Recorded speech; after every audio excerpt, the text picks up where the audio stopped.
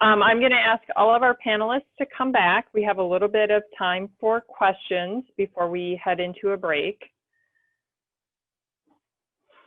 So it's kind of like celebrity squares or whatever that. Oh, Tina's sharing her, so we're not quite there. But if anyone has any additional questions, please type them in the Q&A. And so there was one question about someone who said they were not a researcher, but they had an idea for a study. And so they wanted to know how to potentially become involved in research. And so I would look to each of you to maybe talk about how you think someone might do that.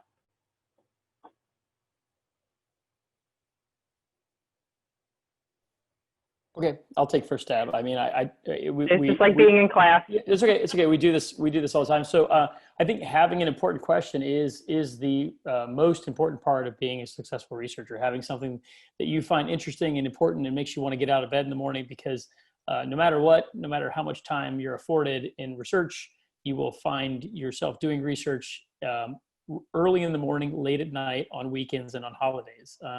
And so in that way, I guess it's available and accessible to anyone, because we all have those times, or sort of.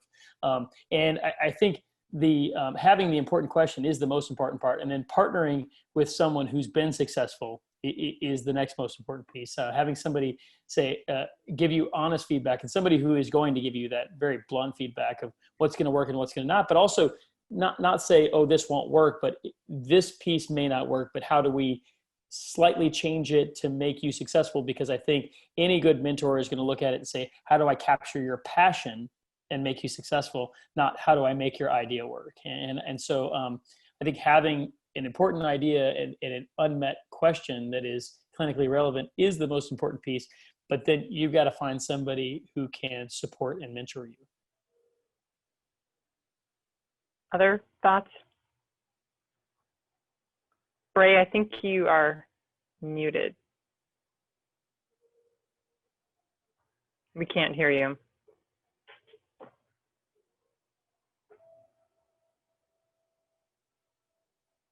Technology works until it doesn't.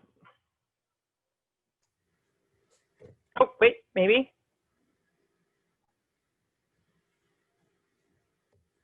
It's Amy. Was Amy going to say something? I just took myself on mute.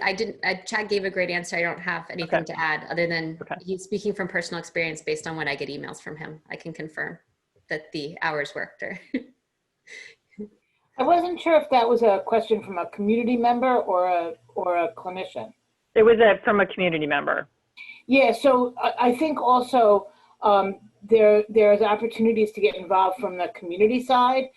The University of Michigan, as I said, is leading university ever for community involvement and health disparities at work. Nobody even in second place. So I think linking up with some of the researchers at the University of Michigan could be incredibly valuable for both you and them, which is of course what we're actually after, which is that bi-directional work. So I'm actually from the School of Nursing, and that's often a place that you can look for people who are very involved in that intersection of community health and research, and you could start there. There are a number of people at the University of Michigan that do community engaged work, and I actually know many of them, again, just because it's such a leader in the field. So depending on the type of idea that you have and the type of work that you want to do, you are more valuable to the researcher than the other way around. So be sure to, you can start by linking up, looking at the faculty profiles on the internet. And if there's somebody that does that type of work, we are always looking for interested people in the community, especially for people who are embedded in specific communities. So my work for more than a decade has been in the faith-based community. So we're always looking for people who work with, groups in the community that we can link up with. It's valuable beyond anything that you can imagine, and will lead to the type of work and research that we really want. Great, thank you. Great answer. So a couple questions about opiates. Bray just came back. Oh, and she's gone again. So for Chad, chronic pain patients who have had standing opioid protocols to manage long-term pain have been having new challenges because of the new guidelines. And they're saying there's an increase in suicide as a pain response. What are your thoughts and reactions about customizing this in the clinical context? Yeah, so I mean, it's a great question. And I actually, Dr. Bohnert is actually, one of the country's experts and leading experts as it relates to suicide, pain, and opioids. And she wrote a New England Journal article. So I'll let her take the latter part. But let me talk about the protocolization. And some of this comes from chronic pain. And even though I'm a chronic pain physician, our protocols really were taking on that 80% of people not using opioids. That said, we don't necessarily believe that, we're not sure yet that people on opioids necessarily need more opioid post-operatively, and we're exploring that right now. That's work that we have ongoing as part of Precision Health right now. I think there have been misapplications of protocols. There have been misapplications of well-intended policy, and these oftentimes have come, from well-intended policymakers and payers. And I think there are certainly many stories out there of people who got the wrong care or had a protocol misinterpreted. But, I guess what I would say is that I'm a chronic pain physician. I deal with this population all the time, the chronic opioid user, and they have been a part of our thought from the beginning. And I think our protocols and our plans and our pathways, while those stories exist, and I certainly get them on Twitter, I don't think they represent the work that we're doing. And there's a broader opioid narrative, because the opioid narrative itself is huge. And Amy, do you want to take on that suicide question? Because you wrote a beautiful piece here. Yeah, sure. So the suicide pain opioid story is very complex, as I'm sure everyone can appreciate. There's some studies that have suggested some degree to which discontinuing opioids in some cases may causally lead to people becoming suicidal who were not, but that research is pretty, there's a lot of problems with a lot of the methodology of those studies. Obviously, you could not do that kind of study in a clinical trial in a way that would be ethical, right? So it's often in observational studies where it's difficult to figure out why people were being discontinued, which is obviously likely to be related to their risk. So I think the actual causal relationships between those factors of opiates, pain, and suicide, with suicide, are incredibly hard to disentangle, and we may never fully figure it out. I think the key thing to me is that pain and the long-term effect of opiate exposure, both of those things may be things that really have an impact on suicide, both through mental health, creating mental health problems, but even to some degree outside of having a full mental health condition, and the degree to which we're not doing an adequate job of treating chronic pain. So while I think the U of M chronic pain clinic is doing really exemplary work, we did, our colleague Pooja Lajasetti led a secret shopper study, so calling chronic pain clinics and asking about what kind of services they offer. And there's really inadequate access to multimodal pain treatment that is personalized, where people are getting enough care for what can be an incredibly life-limiting problem.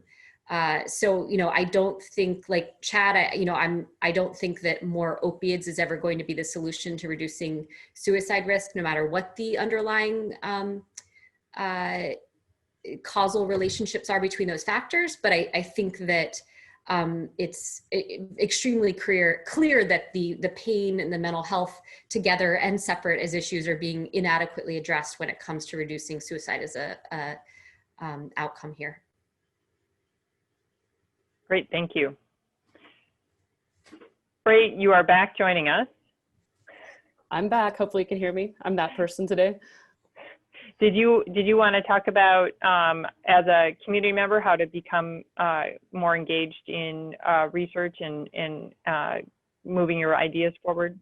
Yeah, sure. So I'm sorry to take us back to that, but I think the biggest challenge when you have a good idea is, how do you find, the right place and the right person to co-develop it, as Chad was mentioning. And so through the infrastructure that you guys have already created, I mean, it could be, a research ideas at MGI initiative mailbox where people could, bubble up an idea and then do some matchmaking.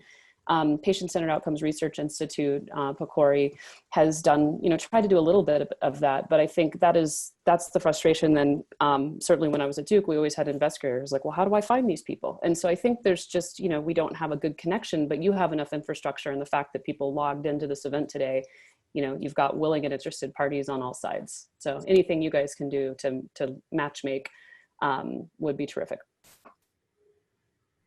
Great. Yeah, and I agree with that. I think, we do have some portals out there about if people want to become involved in research, what research studies are currently ongoing.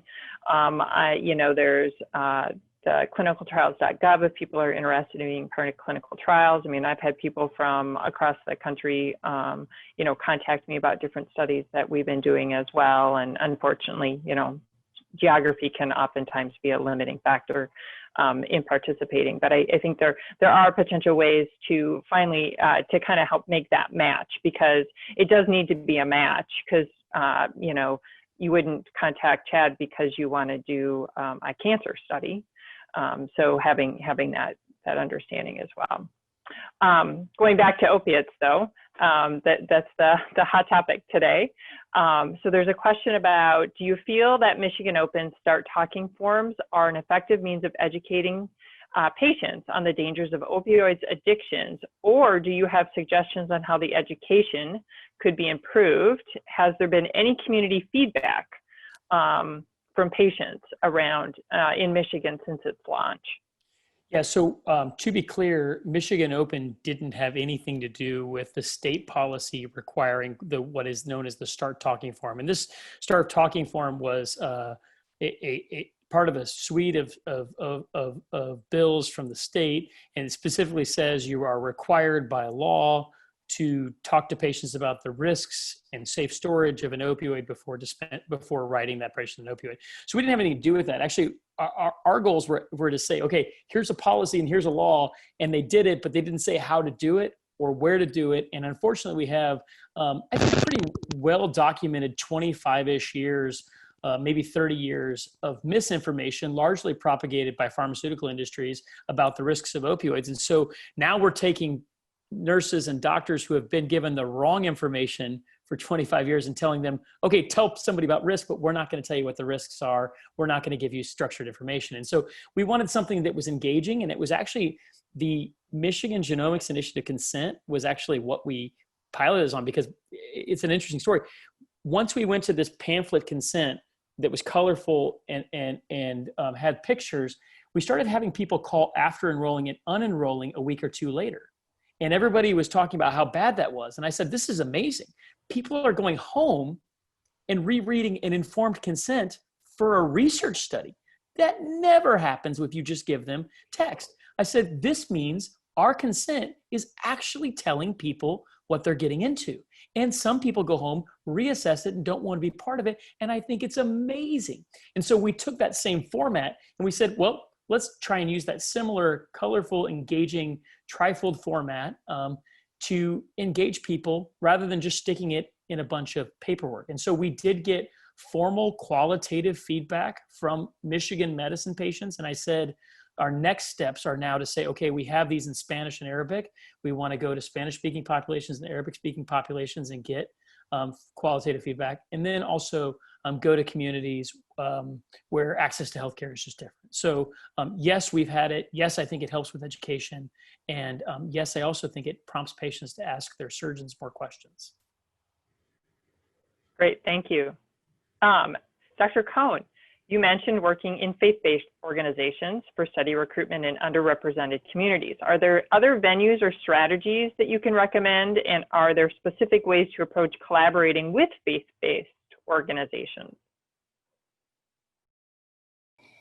Yeah, so that's a great question. And I've been working as I said, for over a decade, almost 2 decades actually, in Harlem and other places. And I think it really stemmed from an initial question about what are the lines of communication that people are using to get health information from. That's where it really started from. So we were part of the original group that did the churches, the barber shops.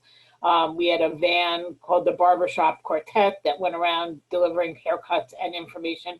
So a lot of it has to do with really thinking about where, you know, they say who are the trusted messengers, but really where is the community and how can you meet them there where they are with information that matters and makes sense. So we didn't really start, we did not start introducing research for 15 years.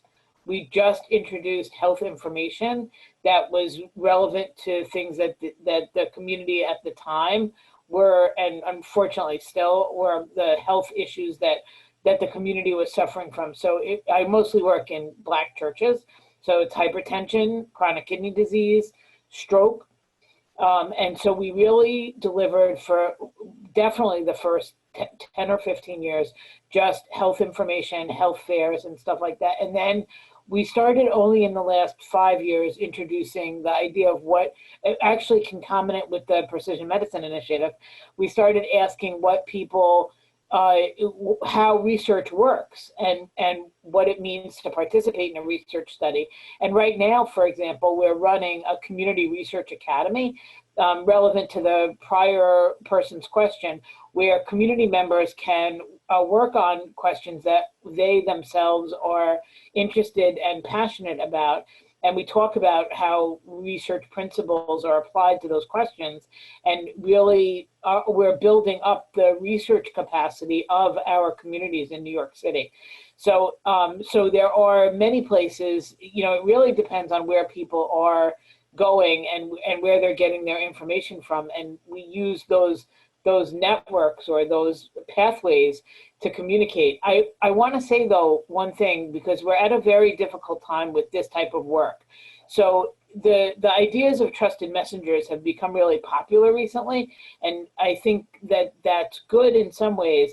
But now, again, we have to be really careful about the messages that we communicate over those pathways, because if people stop trusting their pastors, we're doing harm in that case. So something like the vaccine trials that are coming up really present a conflict for me, because we need to be really clear with people about how vaccine trials work and the, you know, what will happen in that trial in order to use those pathways. There's a huge push right now for underrepresented minorities to be in these vaccine trials, but if we do something with if those vaccine trials go off the rails, it's going to be a real problem. So I think we have to be really careful and cautious with these trusted messengers, because we don't want people not to trust the people in the community that they trust. And again, going back to that slide with all the history, we don't want to put ourselves in a position where where the information coming over those lines is not completely transparent. Sorry, that was a long answer to probably. No, that was a great answer. It was an amazing answer. It was terrific. Yeah, that was really, really wonderful. And I think too, just in the interest of community health and you know, being a pharmacist and going back to my roots, you know, in terms of disposing of your unused medications, many pharmacies will take them back. As well as the sheriff's office. So there are opportunities beyond these take-back events, which unfortunately are not really happening right now, although I do believe in October there will be one happening through the College of Pharmacy here, which will be a contactless one where you can just open up the trunk of your car and we'll send our students out to grab your drugs. And Vicki, we're going to have one as well. And the Michigan Open website does have an interactive Google map with every pharmacy every pharmacy and law enforcement place in the state that will take back controlled substances. So it is there on the website.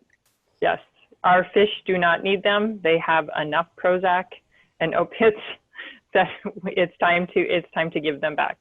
Last question. This is again, for the opiate researchers. Have you looked into the effects of the dark web on addiction rates, overdose deaths, and ease of access to opiates? I think it's an important question, and it's one where I'll give a short but complicated answer. And it's to say, yes, I think people are getting opiates from the web. I saw an article today that there is a new synthetic fentanyl-like drug that is being shipped, and it probably has potency greater than fentanyl. So I think that's important. But if I come back and say, who's getting those drugs? These are patients who have a high chronicity for substance use disorder, maybe already have other substance use disorders, or have developed an opioid or heroin use disorder, and that generally starts through an earlier exposure. And so our group is going to continue to look at what does it mean to get that first pill? How do we ensure that you can have it safely? Because I'm not, despite what some people will say, I'm not anti-opioid. I just believe we vastly overuse them. 4% of the world's population consuming 80% of the world's opioids. We have to take a step back and ask ourselves the question of appropriateness. And I think when we use opioids appropriately and we keep people in mind and we ensure that they go down a good path, maybe the issues of dark web and other things, which will be there for all substances, can be less. And I think this is where, opioids and mental health do come together, and that we many people are not simply just trying to get high. Many people are trying to escape other realities. And stigma. Tackling stigma. No doubt. Stigma is a huge big part of this too. With that, we are out of time. Thank you all so much for being part of this wonderful panel and for your presentations.